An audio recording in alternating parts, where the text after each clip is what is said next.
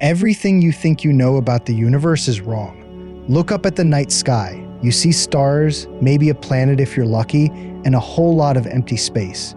But what if I told you that emptiness is the single most terrifying, mind-shattering observation in the history of science? What if I told you that the silence of the cosmos isn't just empty space, it's a scream, a warning, a puzzle so profound it makes physicists lose sleep and philosophers question reality itself? This isn't some abstract academic debate. This is about you, about what it means to be human, about whether we're special or whether we're doomed or whether we're living in something that isn't even real. The answer to this question changes everything about how you see your place in existence. I've spent the last decade diving into every paper, every theory, every argument about this. I've read the work of Nobel Prize winners and rogue scientists and science fiction authors who turned out to be prophets. I've gone down rabbit holes so deep I forgot what sunlight looked like, and I'm going to give you everything. Every theory, every scientist, every argument, every piece of the puzzle that humanity has assembled so far. By the end of this, you'll understand the Fermi Paradox better than 99.9% of people on Earth. You'll know why Enrico Fermi asked that fateful question in 1950, what Frank Drake's equation really means, why Robin Hansen's great filter keeps people up at night, and why Lou Cizan's dark forest theory might be the most horrifying idea ever conceived by human minds. But before we get to any of that, I need to tell you about the one theory that, if true, means we're already dead, and you won't see it coming until it's too late. If you've ever looked up at the stars and wondered, where is everybody? You're not alone, and it's not your fault that the answer seems so elusive. The greatest minds in human history have wrestled with this question for 70 years, and the more we learn, the deeper the mystery gets. Here's the thing nobody tells you. The Fermi Paradox isn't just one question. It's a chain of reasoning that starts with simple math and ends with existential horror. Let me walk you through it. Our galaxy, the Milky Way, contains somewhere between 100 billion and 400 billion stars. Let that sink in. 100 billion suns. And we now know that most of those stars have planets orbiting them. The Kepler telescope taught us that planets are common. Rocky planets in the habitable zone, the Goldilocks zone, where temperatures allow liquid water. Those are common too. Now, the Milky Way is about 13.6 billion years old. Earth formed about 4.5 billion years ago. That means there are stars and planets in our galaxy that are billions of years older than ours. Billions. If intelligence arises on even a tiny fraction of those worlds, and if even a tiny fraction of those intelligent species develop technology, and if even a tiny fraction of those develop interstellar travel, the math says we should be swimming in aliens. Even at the slow speeds we can currently imagine, a civilization could colonize the entire Milky Way in about 10 million years. That sounds like a long time, but on cosmic scales, it's nothing. It's a blink of an eye. The galaxy has existed for 1,360 times longer than that. If any civilization anywhere in the last 13 billion years decided to expand, they would have been here by now, but they're not. That's the paradox. The numbers say the galaxy should be teeming with life, with civilizations, with evidence of intelligence everywhere we look. But when we point our telescopes and our radio dishes at the sky, nothing. Silence. Complete and utter silence. We call this the Great Silence, and it's the loudest thing you'll ever hear. Now you might be thinking, maybe they're just too far away, or maybe they haven't discovered radio yet, or maybe they don't want to talk to us. Those are reasonable thoughts, but I'm going to show you why none of them fully explain what we observe, and why some of the explanations are far more disturbing than the silence itself. We're going to start with the history, how this question was first asked, not by Enrico Fermi as everyone believes, but by a Russian rocket scientist decades earlier. Then we'll dive into the Drake equation, which tries to put numbers on the unknowable. Then we'll explore the Great Filter, the idea that somewhere between lifeless chemistry and galaxy-spanning civilization, there's a barrier almost no one crosses. And then we'll get to the really interesting stuff, the theories that make you question everything. The zoo hypothesis, which says we're being watched like animals in a nature reserve. The dark forest, which says the universe is a hunting ground and the smart move is to stay hidden. The berserker hypothesis, which says self-replicating killing machines have already sterilized the galaxy. a simulation hypothesis, which says none of this is even real. And stick around until the end, because the most recent research from 2025 and 2026 suggests something that nobody was talking about just a few years ago, something that might actually be the answer. And it's simultaneously the most boring and the most terrifying possibility of all. Let's start at the beginning. The year is 1950. The place is Los Alamos National Laboratory in New Mexico. A group of physicists are walking to lunch. They've been working on the Manhattan Project. They've built the atomic bomb. They understand energy and matter and the fundamental forces of the universe better than anyone who has ever lived. Among them is Enrico Fermi, Nobel Prize winner, the man who built the first nuclear reactor, a genius known for asking simple questions that cut through complexity like a knife through butter. The conversation turns to UFOs, to flying saucer reports that were everywhere in the news at the time. Fermi's colleagues are debating whether interstellar travel is possible. Fermi is quiet, thinking. Then, suddenly, in the middle of lunch, he blurts out a question that would echo through the next 70 years of science. But where is everybody? That's it. That's the question. Simple, elegant, devastating. His colleagues laugh. They know exactly what he means. If the universe is so big and so old, why haven't we seen anyone? Why isn't Earth crawling with alien visitors? Why aren't there probes in our solar system? Why isn't the radio spectrum filled with their signals? Nobody has an answer. But here's the part almost nobody knows. Fermi wasn't the first to ask this question, not even close. Back in 1933, a Russian rocket scientist named Konstantin Tsiolkovsky was thinking about the same thing. He wrote, "People deny the existence of intelligent beings on other worlds because if they existed, they would have visited us or sent us some signal." That's the Fermi Paradox, 17 years before Fermi asked his question at Los Alamos. And even earlier, in 1865, Jules Verne wrote about it. In 1686, Bernard Lebovier de Fontenelle was asking the same thing. The question of cosmic loneliness has been with us for centuries, but it took Fermi's genius to frame it in a way that made it impossible to ignore. The paradox didn't really take off in the scientific community until 1975. That's when an astrophysicist named Michael Hart published a paper called An Explanation for the Absence of Extraterrestrials on Earth. He was the first to really do the math on galactic colonization times. He showed that even with conservative assumptions, the Milky Way should be fully colonized within a few million years. His conclusion? We are the first civilization in our galaxy. That paper sparked a firestorm. Scientists started taking the question seriously. Politicians even debated it in the British House of Lords. Then, in 1980, a physicist named Frank Tipler pushed the argument even further. He wrote about self-replicating spacecraft, von Neumann probes, that could explore the galaxy exponentially fast. If even one civilization built these things, they would be everywhere. And since they're not here, he argued, intelligent life must not exist anywhere else. The term Fermi Paradox was coined in 1977, and it stuck. Now, before we go deeper into the solutions, we need to talk about the Drake equation, because this is the mathematical foundation of the whole debate. In 1961, astronomer Frank Drake was organizing a conference at the National Radio Astronomy Observatory. He wanted to stimulate discussion about the search for extraterrestrial intelligence, so he wrote down an equation on a chalkboard. It was never meant to be a precise calculation, it was meant to be a conversation starter. But it became the most famous equation in the search for alien life. The Drake equation looks like this. N equals R star times Fp times Ne times Fl times Fi times Fc times L. Let me break that down for you. N is the number of civilizations in our galaxy with which we might be able to communicate. R star is the average rate of star formation in our galaxy. Fp is the fraction of those stars that have planets.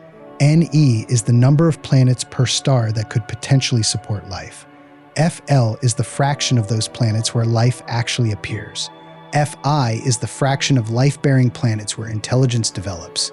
Fc is the fraction of intelligent civilizations that develop technology that releases detectable signals into space. And L is the length of time such civilizations release those signals. When Drake and his colleagues first plugged in numbers, they got an estimate of somewhere between 1,000 and 100 million civilizations in our galaxy. Carl Sagan liked the optimistic end of that range. He thought the galaxy was probably teeming with life. But here's the problem. Every single one of these terms is a guess. Some are educated guesses, but guesses nonetheless. We have a pretty good handle on our star. Stars form in our galaxy at a rate of about 1 to 3 per year. That's solid. We're getting better at FP. The Kepler mission taught us that most stars have planets, probably 90% or more, so that term is close to 1. NE is trickier. How many planets per star system are in the habitable zone? Recent data suggests maybe 20% to 50% of stars have a rocky planet in the habitable zone. So that's somewhere between 0.2 and 0.5. But then we hit the wall, the terms where we have essentially no data. FL, the fraction of habitable planets where life actually appears.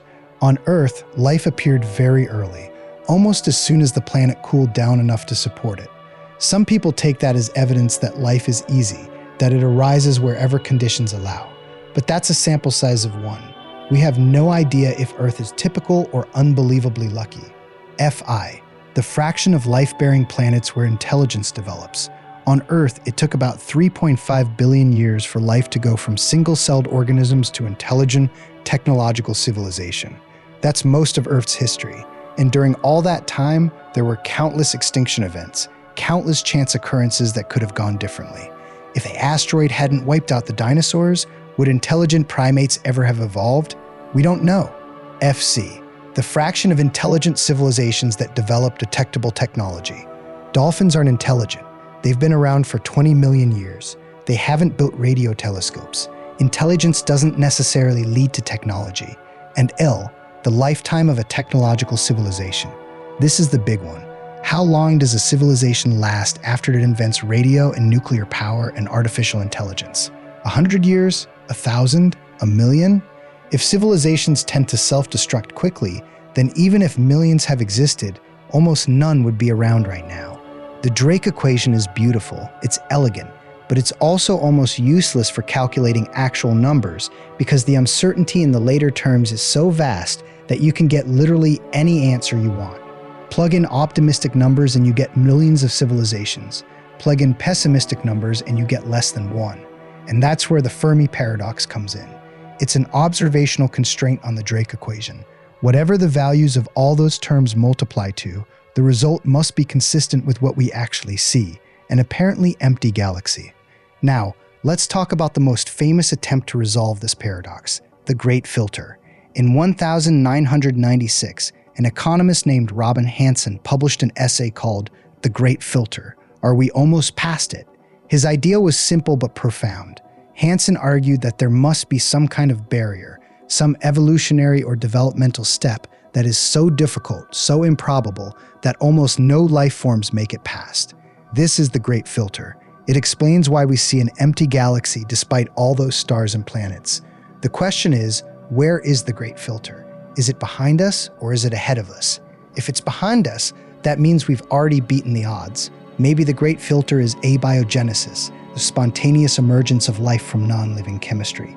Maybe that step is so improbable that it happens on essentially 0 planets, and we got incredibly lucky. Or maybe the Great Filter is the development of eukaryotic cells. On Earth, it took about 1.5 billion years for simple prokaryotic cells to evolve into the more complex eukaryotic cells that eventually made multicellular life possible. That's a long time. Maybe that step is almost impossible. Or maybe it's the evolution of intelligence itself.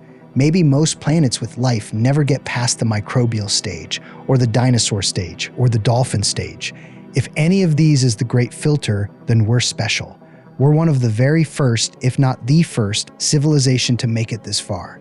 That would explain the silence. Nobody else has gotten through the filter yet. But there's another possibility, a much darker one. What if the Great Filter is ahead of us? What if almost all civilizations that reach our level of technology, nuclear power, genetic engineering, artificial intelligence, destroy themselves before they can colonize the galaxy? What if there's some technology, some discovery, some crisis that every civilization faces and almost none survive? If that's true, then the silence of the cosmos is a death sentence. It means we're almost certainly going to destroy ourselves. And the fact that we haven't seen anyone else means that nobody survives this coming filter. This is why the Great Filter is such a terrifying idea. Finding evidence of simple life on Mars or Europa would be bad news, because it would mean that abiogenesis is easy, that the early steps are not the filter, which would make it more likely that the filter is still ahead of us. Nick Bostrom, the philosopher who also gave us the simulation argument, has written about this extensively. He says that the silence of the night sky is golden, that we should hope to find nothing, because finding nothing means the great filter might be behind us. Finding anything, even microbes, would shift the probability that doom awaits us. Let me tell you about a friend of mine who works in astrobiology. She told me that every time a new paper comes out suggesting that life might be common in the universe, she feels a knot in her stomach, because she knows what that implies. Now, the Great Filter is a framework. It doesn't tell us what the filter actually is, so let's explore some of the candidates. First, let's look at the idea that we're rare, that the Great Filter is behind us. This brings us to the rare Earth hypothesis. In 2000, geologist Peter Ward and astronomer Donald Brownlee published a book called Rare Earth: Why Complex Life is Uncommon in the Universe. Their argument was that while simple microbial life might be common, complex animal-like life is extraordinarily rare. They listed all the things that had to go right for Earth to produce complex life. Let me walk you through some of them. First, we're in the right part of the galaxy, the galactic habitable zone. Too close to the center and there's too much radiation from supernovae and the supermassive black hole. Too far out and there aren't enough heavy elements to build rocky planets. We're in the sweet spot. Second, we have the right kind of star. Not too big because big stars burn out too fast. Not too small because small stars are dim and their habitable zones are close in, which means planets get tidally locked, one side always facing the star, one side always in darkness. Our sun is a G-type main sequence star, relatively stable, long-lived. Third, we have Jupiter. The gas giant acts as a cosmic vacuum cleaner, its gravity deflecting or capturing asteroids and comets that would otherwise bombard Earth. Without Jupiter, the impact rate would be much higher. Mass extinction events would be so frequent that complex life would never get a foothold. Fourth, we have a large moon. Our moon is unusually large relative to the size of its planet. It stabilizes Earth's axial tilt. Without the moon, Earth's tilt would wobble chaotically over millions of years, causing extreme climate shifts that would make complex life impossible. The moon also causes tides, which may have played a role in the transition of life from the oceans to land. Fifth, we have plate tectonics. The movement of Earth's crust recycles carbon through the mantle, regulating the planet's temperature over billions of years through the carbon-silicate cycle. Without plate tectonics, the climate would either run away into a hot house like Venus or freeze over like Mars. Sixth, we have the right chemistry. The right amount of water, the right amount of oxygen, the right elements in the crust. And then there are the biological steps, the transition from simple prokaryotic cells to complex eukaryotic cells. On Earth, this happened only once, and it took 1.5 billion years. That's a long time. Maybe it's almost impossible. Then there's the evolution of multicellular life, then sexual reproduction, then the Cambrian explosion 540 million years ago, when complex animal life suddenly diversified, then the evolution of large brains and intelligence. Ward and Brownlee argue that all of these things had to happen, and all of them are improbable. The chance of all of them coming together on any given planet is vanishingly small. Earth might be the only planet in the galaxy, or even the observable universe, with complex animal life. Now, this is a controversial idea. Many scientists push back. They say that Ward and Brownlee are being too anthropocentric, that complex life might arise under very different conditions, that we're just listing the things that happened on Earth and assuming they're necessary. But here's what's interesting. In the 25 years since Rare Earth was published, some of the evidence has actually gotten stronger. We've discovered that super-Earths, planets larger than Earth but smaller than Neptune, are the most common type of planet in the galaxy. Earth-sized planets might actually be somewhat rare. We've discovered that many stars have violent flares that could strip away atmospheres. We've learned that the conditions for complex life might be more restrictive than we thought. But even if the rare Earth hypothesis is wrong, even if complex life is common, there's another possibility. Maybe intelligence is the filter. Charles Lineweaver, an astronomer at the Australian National University, has made this point forcefully. He says that intelligence is not an evolutionary inevitability.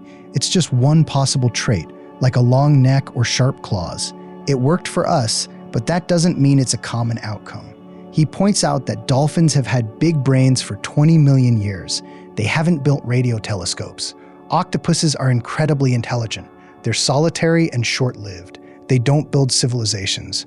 On Earth, in 3.5 billion years of life, only one species has developed the kind of technological intelligence that would be detectable from space. That's one out of billions of species. Maybe that tells us something about how improbable this step is. But let's say intelligence is common. Let's say there are millions of intelligent species in the galaxy. Then where is the filter? Maybe it's technology itself. Maybe the moment a civilization invents certain technologies is the moment it signs its own death warrant. This is the self-destruction hypothesis, and it has a lot of supporters. Carl Sagan wrote about this. He speculated that technological civilizations tend to destroy themselves within a century of developing interstellar communication capability. Or they master their self-destructive tendencies and survive for billions of years. There's no middle ground. Think about it. We invented nuclear weapons in 1945. For decades, the world lived under the threat of nuclear annihilation. We came dangerously close to nuclear war on multiple occasions. The Cuban Missile Crisis, the 1983 Petrov incident. We survived those by the skin of our teeth, and now we have new threats: artificial intelligence, synthetic biology, climate change, resource depletion, nanotechnology. Each of these could potentially end civilization as we know it. Sebastian von Herner, an astrophysicist, wrote about this back in 1961. He said that the progress of science and technology is driven by two factors: the struggle for domination and the desire for an easy life. The first leads to destruction. The second leads to biological or mental degeneration.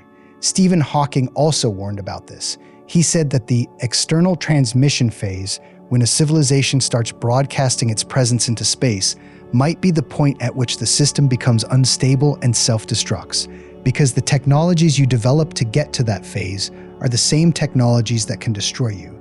In 2018, a study led by Adam Frank at the University of Rochester looked at this from a climate change perspective. They modeled what happens when a civilization builds an energy-intensive industrial society. They found 4 possible trajectories. First, the die-off. Population grows, exceeds the planet's carrying capacity, crashes, then stabilizes at a much lower level. Second, sustainability. The civilization successfully transitions to low-impact energy sources before irreversible damage occurs. Third, collapse without resource change. The civilization doesn't transition in time. Total collapse. Fourth, collapse with resource change. They try to transition, but it's too late. The damage is irreversible. They still collapse. Frank's point was that climate change might be a generic problem. Any young civilization building an industrial society would face the same issue, and many would fail. But here's the thing about the self-destruction hypothesis. It requires that literally every civilization destroys itself. All of them. Every single one. Because if even one civilization survives, if even one figures out how to manage its technology and its society, they would colonize the galaxy. Is it plausible that 100% of civilizations self-destruct? That seems like a stretch. You'd think at least one would get it right. At least one would survive, unless there's something even worse waiting. Let's talk about the dark forest theory.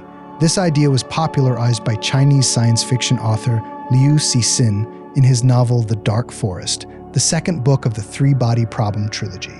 And while it's fiction, it's based on a rigorous logical argument that many scientists take very seriously. Here's how it works. Liu starts with 2 axioms of cosmic sociology. First axiom: survival is the primary need of civilization. Second axiom: civilizations continuously grow and expand, but the total matter in the universe is constant. Then he adds 2 key concepts. First, the chain of suspicion. In the universe, civilizations are separated by vast distances. Communication takes years, centuries, millennia. You can never be sure what another civilization's intentions are. They might be peaceful, they might be hostile. You can't know for sure, and they can't know your intentions for sure. Second, technological explosion. A civilization's technology can advance by leaps and bounds in a very short time. A civilization that seems primitive and harmless today could become a superpower in a century or two. Put this all together and what do you get? You get a universe where every civilization is a hunter moving through a dark forest. Every other civilization is a potential threat. If you reveal your position, if you make yourself known, you have no idea what will happen. The other civilization might attack you out of fear. They might attack you preemptively because they're afraid you'll attack them. Or they might attack you simply because they can, because resources are finite. The optimal strategy? Stay hidden, stay silent, never reveal your position. And if you do discover another civilization's position, the rational choice is to destroy them immediately, before they can become a threat to you. This creates a stable equilibrium where everyone is silent and everyone is armed. The universe appears empty because anyone who makes noise gets eliminated. Now, this is a horrifying vision of the cosmos, but is it plausible? Critics say it makes too many assumptions. It assumes that civilizations are inherently expansionist. It assumes that destruction is easy and risk-free. It assumes that there's no possibility of communication or trust building. But defenders of the idea say that the logic is hard to argue with. In a universe where you can never be sure of another's intentions and where the cost of being wrong is extinction, the safest move is to eliminate potential threats before they can eliminate you. And there's some evidence for this kind of thinking in human history. When technologically advanced civilizations encountered less advanced ones on Earth, the results were almost always disastrous for the less advanced. The Europeans arriving in the Americas, the colonization of Africa and Asia. The pattern is clear. Edward Harrison, a cosmologist, argued in 1981 that a civilization that has overcome its own self-destructive tendencies might view any other expansionist civilization as a threat. They might take it upon themselves to eliminate such threats as a matter of prudence. Greg Bear explored a similar idea in his 1987 novel, The Forge of God.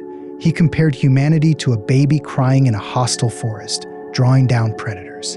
The galactic skies are full of hawks, he wrote. Planetisms that don't know enough to keep quiet get eaten. Now, if the dark forest theory is true, it has profound implications for us. It means that all our radio broadcasts, all our attempts to signal to the stars, all the messages we've sent into space, they're incredibly dangerous. We're shouting in a forest full of hunters. We've revealed our position, and we have no idea who might be listening. The Fermi Paradox is related to this. It's the idea that everyone is listening but no one is transmitting. If all civilizations are afraid to reveal their position, then the galaxy could be full of civilizations, all sitting quietly, all listening, all waiting for someone else to make the first move. And nobody does. But the dark forest isn't the only theory where the silence is caused by something actively hostile. Let's talk about the Berserker hypothesis. This idea comes from Fred Saberhagen's Berserker series of science fiction novels, but it's been taken seriously by scientists like David Brin and Gregory Benford. The idea is simple. Somewhere, billions of years ago, a civilization developed self-replicating probes, von Neumann probes. But instead of being peaceful explorers, these probes were weapons. They were programmed to seek out and destroy any signs of intelligent life. Maybe they were built as doomsday weapons in an ancient interstellar war. Maybe their creators were paranoid. Maybe there was a programming error. Whatever the reason, these Berserker probes spread throughout the galaxy.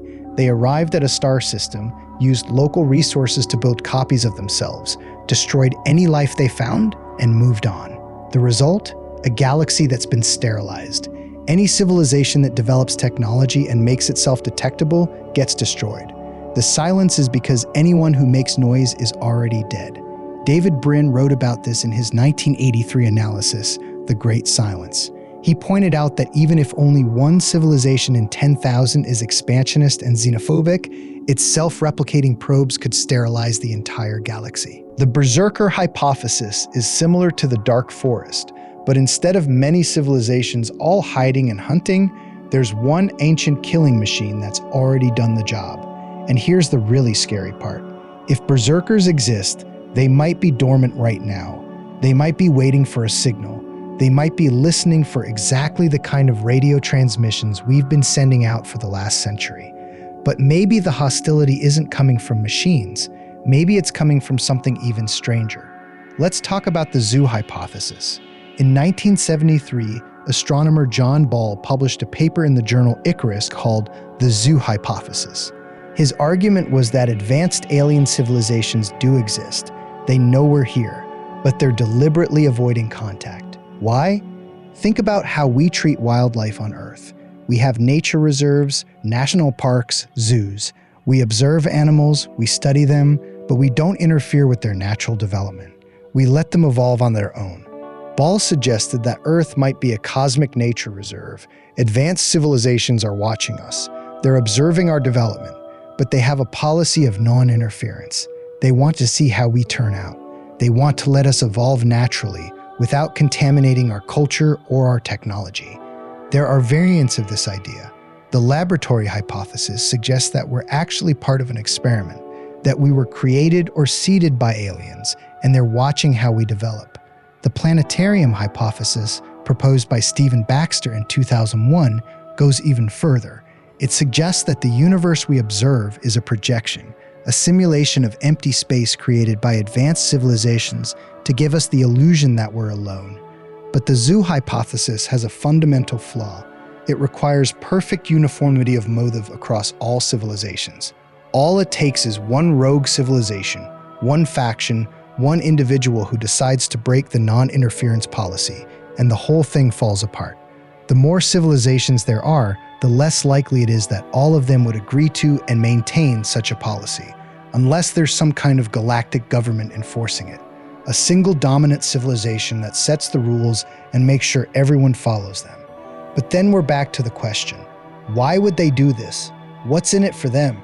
Maybe they're waiting for us to reach a certain level of maturity. Maybe they have a club and we need to meet certain criteria before we're invited to join. Maybe we need to achieve world peace, or solve climate change, or develop a certain level of technology. Maybe we're not ready. This is sometimes called the wait until maturity hypothesis. Or maybe they're protecting us. Maybe they know about the berserkers or the dark forest hunters, and they're keeping us hidden until we can defend ourselves. But all of these ideas share the same problem. They require that a large number of independent civilizations all agree on the same policy, and that none of them ever break ranks. That seems unlikely, unless there's only one civilization, or unless all civilizations eventually merge into one. Which brings us to the idea of technological singularity. The technological singularity is the idea that at some point, artificial intelligence will surpass human intelligence. And once that happens, progress will accelerate so rapidly that we can't even predict what comes next. The future becomes as incomprehensible to us as our civilization would be to a chimpanzee. Some thinkers, like Vernor Vinge and Ray Kurzweil, have suggested that the singularity might explain the Fermi Paradox.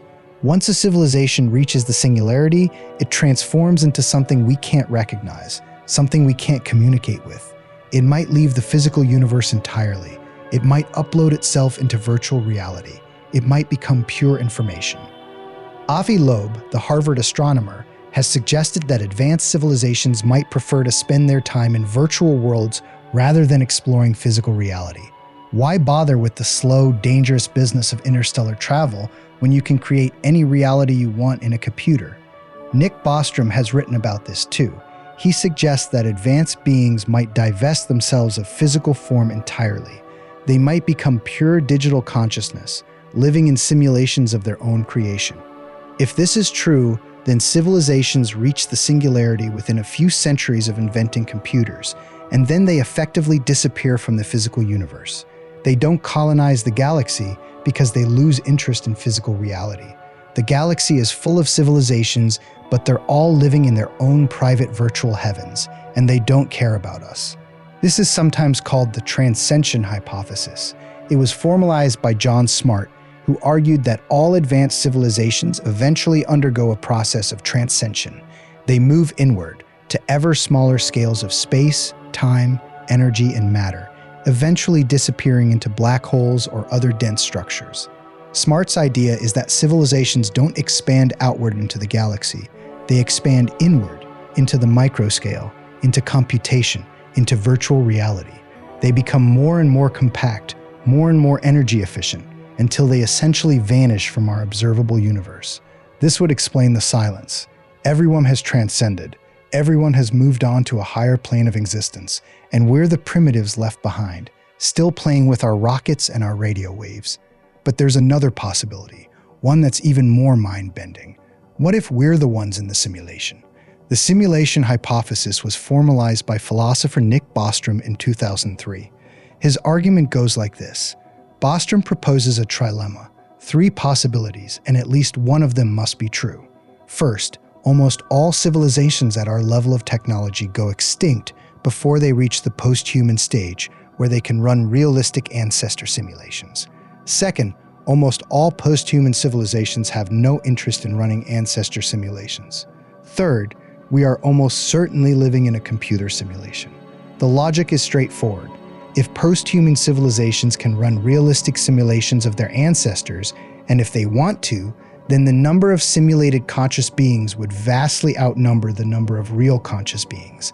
So statistically, any given conscious observer, including you, is much more likely to be simulated than real. How does this relate to the Fermi Paradox? If we're living in a simulation, then the universe might be designed to appear empty. The simulators might have created Earth and humanity as the main focus of the simulation, and the rest of the universe is just background scenery. They didn't bother putting in other civilizations because it would be a waste of computing resources.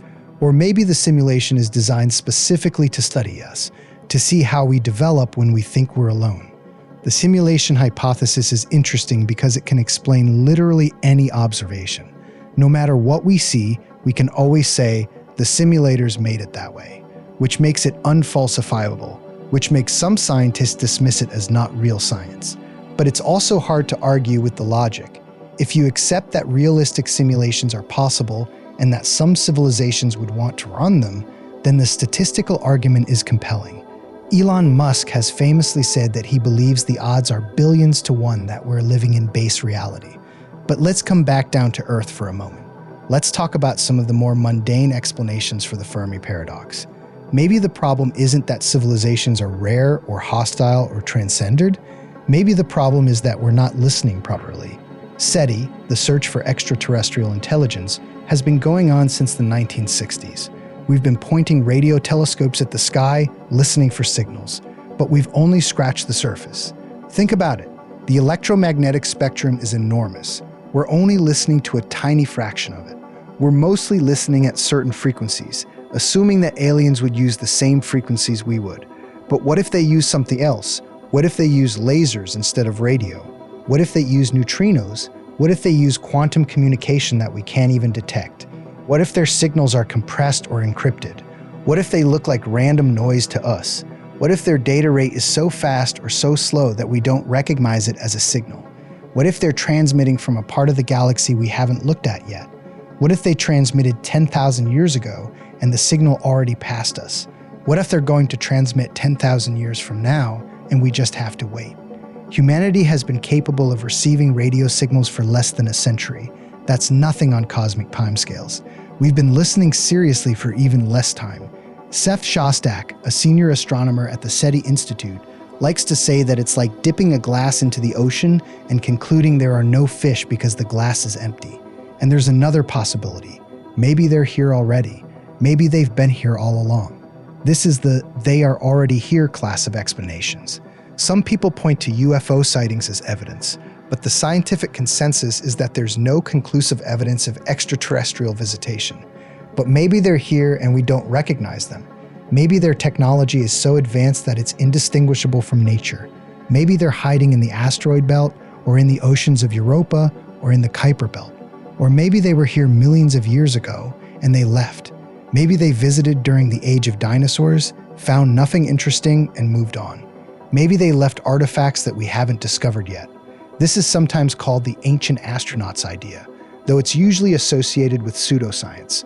But some scientists have seriously proposed that we should look for alien artifacts in our solar system. Ronald Bracewell proposed the idea of Bracewell probes, autonomous space probes sent by alien civilizations to seek out and communicate with other civilizations. Such a probe might be sitting in our solar system right now, dormant, waiting for us to reach a certain level of technology before it activates. We've tried to signal to hypothetical Bracewell probes. Nothing has responded. But maybe the problem is even more fundamental. Maybe we can't communicate with aliens because we're too different. Maybe their biology is completely alien. Maybe they think on timescales that are thousands of times slower or faster than ours. A message from them might take centuries to transmit, and we'd perceive it as static. Or they might communicate in microseconds, and their messages would be over before we even started listening. Carl Sagan speculated about this. He said that an alien species might have a thought process orders of magnitude slower or faster than ours. Communication would be impossible. Paul Davies, a physicist, has written about this too. He says that 500 years ago, the idea of a computer doing work by manipulating internal data would not have been recognized as technology at all. Maybe there's a higher level of technology that we can't even perceive. Maybe alien technology operates on principles we haven't discovered yet. Arthur C. Clarke put it best: our technology must still be laughably primitive. We may well be like jungle savages listening for the throbbing of tom-toms, while the ether around them carries more words per second than they could utter in a lifetime. Maybe we're not just looking for the wrong kind of signal. Maybe we're looking for the wrong kind of civilization. Let's talk about the Kardashev scale. In 1964, Soviet astronomer Nikolai Kardashev proposed a way to classify civilizations based on their energy consumption. A Type 1 civilization can harness and use all the energy available on its home planet. That's about 10 to the power of 16 watts. Humanity is currently at about 0.73 on this scale, according to Carl Sagan's calculation. We're not quite a Type 1 yet. A Type 2 civilization can harness the total energy output of its star. That's about 10 to the power of 26 watts. How would they do this? Maybe by building a Dyson sphere, a giant structure that completely surrounds the star and captures all its energy output. A Type 3 civilization can harness the energy of its entire galaxy. That's about 10 to the power of 36 watts. Now, the interesting thing about the Kardashev scale is that each type would produce very different observable signatures. A Type 2 civilization building a Dyson sphere would block most of the visible light from its star, but it would re-radiate that energy as infrared radiation. We should be able to detect such stars with our telescopes. Astronomers have actually looked for Dyson spheres. They've found some interesting candidates, but nothing conclusive. But here's a thought. What if the Kardashev scale is wrong? What if civilizations don't expand their energy consumption indefinitely? What if they hit a plateau? This brings us to the most recent research. In 2025, astrophysicist Robin Corbett proposed what he called the radical mundanity hypothesis. The idea is that the absence of extraterrestrial intelligence isn't explained by dramatic existential filters or great barriers or cosmic conspiracies. It's explained by ordinary, mundane factors. Corbett suggests that technological civilizations might reach a plateau. They might get to a certain level of technology, maybe slightly more advanced than us, and then stop. They might not develop Dyson spheres. They might not build self-replicating probes. They might not colonize the galaxy. They might just exist on their home planet, living their lives, not doing anything that would be detectable across interstellar distances. He uses the analogy of mobile phones. An alien civilization might have the equivalent of an iPhone 42 while we have an iPhone 17. They're more advanced, but not dramatically so. They're not gods. They're just people with slightly better technology. And why would they colonize the galaxy? Maybe they don't want to. Maybe they have everything they need on their home planet. Maybe they're content. Maybe they value sustainability over expansion. Jacob Hawk Misra and Seth Baum have proposed a similar idea called the sustainability solution. They argue that the Fermi Paradox contains a biased assumption based on human history, the assumption that civilizations will always tend to expand. But what if sustainable, non-expansionist civilizations are the norm? What if the ones that try to expand inevitably collapse, while the ones that learn to live within their means survive? If this is true, then the galaxy might contain many civilizations, but they're all staying home. They're all living sustainably on their own planets. They're not building giant structures or sending out probes or colonizing the galaxy. They're just being. And we can't detect them because their technology doesn't produce the kind of dramatic signatures we're looking for. This is both comforting and disappointing. It means we're not alone, but it also means we might never meet anyone. We might never join a galactic community. We might just be one civilization among many, each isolated in our own corner of the galaxy, each living out our existence in quiet obscurity. Another recent idea comes from Michael A. Garrett at the University of Manchester's Jodrell Bank Centre for Astrophysics. In 2025, he suggested that we might be missing alien civilizations because they evolved too fast. His argument is that the silence isn't evidence of absence, it's evidence of extreme technological disparity. Civilizations might go through a brief, detectable phase, maybe a century or two, where they use radio technology and produce industrial pollution. Then they undergo a technological singularity or some other rapid transformation, and they become undetectable. If this is true, then the window of detectability is so narrow that the chance of two civilizations being detectable at the same time is essentially zero. Everyone either hasn't become detectable yet, or they already passed through that phase and became something we can't see. And then there's the oxygen bottleneck idea. A 2021 paper pointed out that industrial civilization requires fire, which requires a certain level of atmospheric oxygen, at least 18%. Many planets might have enough oxygen for complex life, but not enough for fire, which means no metallurgy, no steam engines, no electricity, no spaceflight. Intelligent life on those worlds would be stuck in the Stone Age forever, or the water world hypothesis. David Brin has pointed out that Earth might be anomalously dry for a habitable planet. Most habitable worlds might be completely covered in water. Intelligent life could evolve there, dolphins, whales, squids, but they could never build technology. They can't smelt metal underwater.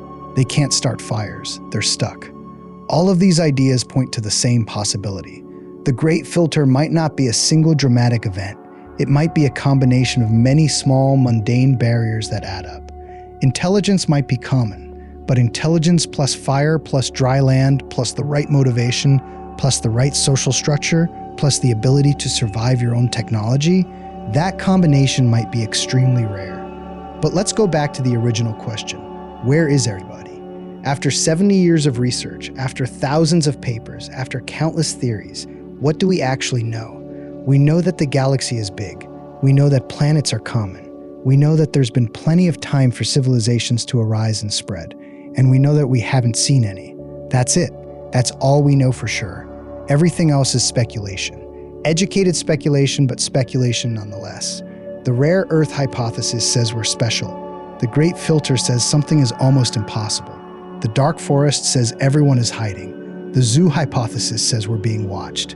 The Berserker hypothesis says we're next. The simulation hypothesis says none of this is real. The sustainability solution says everyone is just staying home. Each theory has its supporters.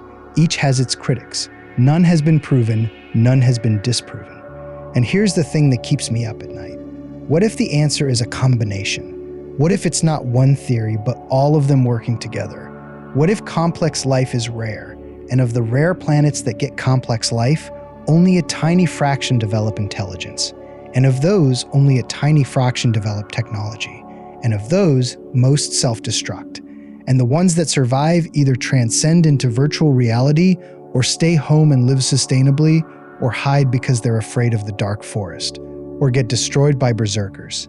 If all of these things are even slightly true, if each step reduces the number of civilizations by a factor of 1,000 or 1,000,000, then the end result is a galaxy that's essentially empty, at least of civilizations we could detect or communicate with. That would explain everything. But I promised I would tell you about the theory that means we're already dead, and I haven't forgotten. Here it is. The most disturbing implication of the Fermi Paradox isn't any particular theory. It's the implication for our own future. If the Great Filter is ahead of us, then we're doomed. The silence of the cosmos tells us that almost no civilization survives what we're about to go through. And what are we about to go through? Artificial intelligence, synthetic biology, nanotechnology, climate change, nuclear weapons, resource depletion, overpopulation. Each of these could end us. And if the Fermi Paradox tells us anything, it's that one of them probably will.